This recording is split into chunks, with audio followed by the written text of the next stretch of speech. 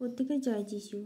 স্বপনীয় তার এক অধ্যায় 14 পদ থেকে লেখা আছে, সদাপ্রভুর সেই মহাদিন কাছে এসে গেছে এবং তাড়াতাড়ি আসছে। ওই শোনো সদাপ্রভুর দিনের শব্দ। তখন যোদ্ধারা যন্ত্রণায় চিৎকার করবে।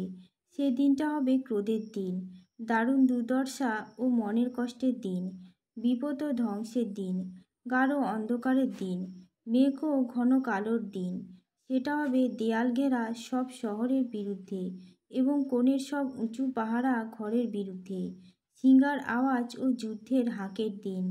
লোকেদের উপরে সদাপ্রভু দারুণ কষ্ট আনবেন, যার জন্য তারা অন্ধ লোকেদের মতো হাঁটবে, কারণ সদাপ্রভুর বিরুদ্ধে তারা পাপ করেছে।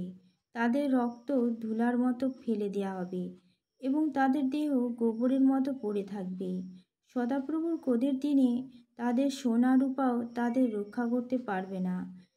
তার অন্তরের জ্বালার আগুনে সমস্ত জগৎ পুড়ে যাবে, কারণ পৃথিবীতে বাসকারী সকলকে তিনি হঠাৎ শেষ করে দেবেন। হ্যাঁ, ভীষণভাবে শেষ করে দেবেন।